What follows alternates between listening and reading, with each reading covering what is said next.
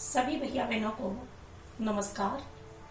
आज हम हिंदी विषय के अंतर्गत कवि देव द्वारा रचित कवित्त छंद का अध्ययन करेंगे। इस छंद के अंतर्गत कवि देव ने बसंत ऋतु का वर्णन किया है। अपने भारत देश में 6 ऋतुएं होती हैं: ग्रीष्म ऋतु, वर्षा ऋतु, शरद ऋतु, शिशिर ऋतु, हेमंत ऋतु और बसंत ऋतु। इसमें बसंत ऋतु को ऋतुओं का राजा कहा जाता है। कारण है कि बसंत ऋतु का जो वातावरण होता है वह अत्यधिक लुभावना होता है। इस समय समशीतोष्ण वातावरण होता है, अर्थात ना अधिक सर्दी पड़ती है और ना अधिक गर्मी पड़ती है। प्रकृति की अनुपम छटा देखते ही बनती है। पेड़ों पर नए नए कोमल कोमल पत्ते आ जाते हैं और पेड़ों की जो डालियां हैं वह फूलों से लद जाती हैं। कहीं कोयल की पुकार सुनाई देती है तो कहीं सरोवरों में विभिन्न प्रकार के कमल के पुष्प खिले हुए दिखाई देते हैं। यहाँ कवि देव ने भी बसंत ऋतु का वर्णन में बसंत के आरंभिक रूप का वर्णन किया है। इसलिए इसमें सुंदरता के देवता कामदेव का पुत्र बताया है ऋतु बसंत को। देखते हैं कि दार द्रुम पलना बिछोना नव पल्लव के, सुमन झिंगुला सोहे तन छवि भारी दे। उस बालक बसंत के लिए, कामदेव के बालक बसंत के लिए जो डालियां पेड़ों की, द्रुम माने पेड़ों की, डार माने जो डालियां हैं वह पलना बन गई हैं और पेड़ों के जो नए नए कोमल कोमल पल्लव माने पत्ते हैं वह उस बालक बसंत के लिए बिछौना बन गया है, बिस्तर बन गया है। सुमन झिंगुला सोहे तन छवि भारी दे। और उस बालक बसंत ने सुमन माने फूलों का, झिंगुला माने छवला यानी ढीला ढाला कुर्ता पहना हुआ है जो उसके शरीर की शोभा को अत्यधिक बढ़ा रहा है। पवन झुलावे के कीर बतरावे देव। उस बालक बसंत के पलने को पवन झुला रही है। केकी मोर, कीर माने तोता, मोर और तोता बतरावे देव उस बालक बसंत से बातें कर रहे हैं।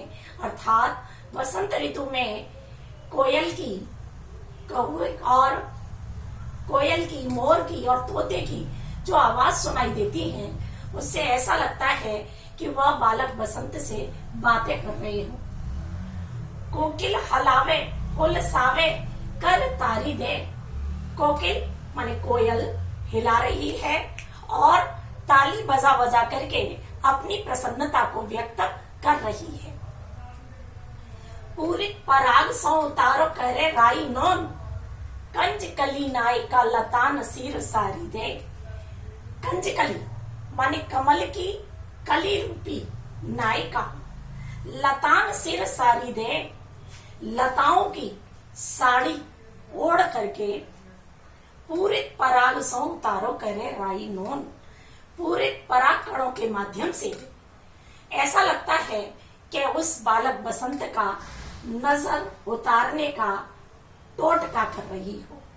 इन कमल की कली रूपी जो नायिका है वो प्रसन्नता से ऐसी झूमती हुई प्रतीत होती है कि वह अपने सिर पर लताओं की साड़ी ओढ़ करके पराग कणों से उस बालक बसंत का नजर उतारने का टोटका कर रही हो।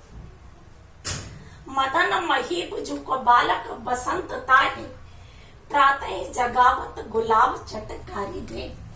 मदन महीप जुग यानी राजा कामदेव के, मदन माने कामदेव के महिप माने राजा।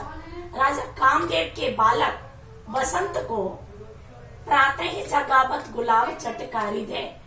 प्रातः काल गुलाब चटक चटक करके ऐसा लगता है कि चुटकी बजा बजा करके उस बालक बसंत को जगाने का प्रयास कर रही हो। प्रातः जगावत गुलाब चटकारी दे। प्रातः काल जो गुलाब है वह चटक चटक करके ऐसा लगता है कि जैसे चुटकी बजा बजा करके बालक बसंत को जगा रहा हो। भाव सौंदर्य, काव्य सौंदर्य की दृष्टि, काव्य सौंदर्य के दो पक्ष होते हैं, भाव सौंदर्य और शिल्प सौंदर्य। यहाँ कवि ने बसंत ऋतु के आरंभिक काल को छोटे बालक के रूप में अंकित किया है। शिल्प सौंदर्य में प्राकृतिक उपमानों द्वारा मानव जनित क्रिया करने के कारण से यहाँ मानवीय अलंकार है। कंज कली नायिका दार द्रुम पलना, इनमें रूपक अलंकार है, क्योंकि उपमेय और उपमान का अभेद आरोप होने के कारण से यह रूपक अलंकार हुआ। पूरित प्रराग मदन मही हलावे उलसावे, यहाँ अनुप्रास अलंकार है। कवित्व छंद का सुंदर प्रयोग किया गया है। और अब रचना अभिव्यक्ति की दृष्टि से गृह कार्य में मैं चाहूंगी कि आप सभी बसंत ऋतु का वर्णन अपने शब्दों में लिखें। सभी के उत्तम स्वास्थ्य की कामना करते हुए मैं अपनी